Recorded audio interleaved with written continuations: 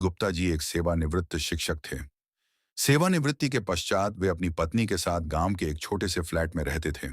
एक बार गर्मियों में उन्होंने पत्नी के साथ कश्मीर घूमने की योजना बनाई, लेकिन उनके इलाके में प्रायः प्रतिदिन चोरी की घटनाएं होती रहती थीं, जिसके कारण वे अपने घर की सुरक्षा को लेकर बड़े चिंतित थे। कश्मीर जाने से पहले गुप्ता जी ने सोचा कि अगर उनकी गैर मौजूदगी में कोई चोर उचक्का घुस गया, तो वो घर की सारी अलमारी और बक्से तोड़कर क्षतिग्रस्त कर देगा, क्योंकि उसे कोई नकद तो मिलेगा नहीं।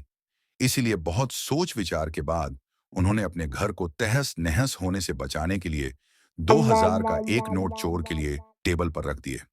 इसके साथ ही उन्होंने चोर के नाम एक भावनात्मक पत्र को भी वहां छोड़ दिया, जिसमें लिखा था, हे परम आदरणीय अनचाहे अतिथि जी, मेरे घर में प्रवेश करने के लिए आपने कड़ी मेहनत की।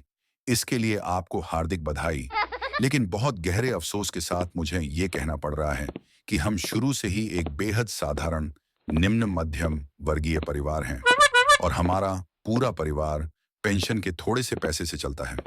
इसलिए हमारे पास कोई अतिरिक्त नकदी नहीं है।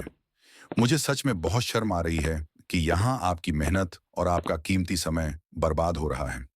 इसलिए मैंने आपकी पैरों की धूल के सम्मान में अपनी हैसियत के मुताबिक थोड़े से पैसे टेबल पर छोड़ दिए हैं। कृपया इसे श्रद्धा के साथ स्वीकार करें। इसके साथ ही मैं आपको आपके जोखिम भरे व्यवसाय में वृद्धि के लिए कुछ बेहतरीन तरीके बता रहा हूं। आप कोशिश कर सकते हैं। सफलता आपके कदमों को चूमेगी। मेरे फ्लैट के ठीक सामने 7वीं मंजिल पर एक बहुत प्रभावशाली मंत्री जी रहते हैं। नामी प्रॉपर्टी डीलर 8वें माले में रहता है। सहकारी बैंक के अध्यक्ष 6ठे तल पर रहते हैं। 5वीं मंजिल पर प्रमुख उद्योगपति, 4थी मंजिल पर नामी ठेकेदार हैं, व तीसरी मंजिल पर एक भ्रष्ट इंजीनियर है। इन सब का घर गहनों और नकदी से लबालब भरा हुआ है। मैं निश्चित रूप से कह सकता हूं कि आपकी व्यावसायिक सफलता इनमें से किसी को भी तनिक भी नुकसान नहीं पहुंचाएगी, और उनमें से कोई भी संभवतः पुलिस को भी रिपोर्ट नहीं करेगा। शुभकामनाओं के साथ, आपका एक शुभ चिंतक। कश्मीर घूमने के बाद जब गुप्ता जी और उनकी पत्नी वापस लौटे, तो उन्हें अपने घर के अंदर टेबल पर एक बैग रखा मिला। Oh my bag God. में 5 लाख रुपए नकद और एक पत्र रखा देखकर वे दोनों बेहद हैरान रह गए। उस पत्र में लिखा था, आपके बेहतरीन दिशा निर्देश और मार्गदर्शन के लिए आपका बहुत बहुत धन्यवाद गुरुदेव। मुझे इस बात का बेहद अफसोस है कि मैं पहले आपके करीब क्यों नहीं आ पाया। आपके निर्देशानुसार मैंने अपने मिशन को सफलतापूर्वक पूरा किया।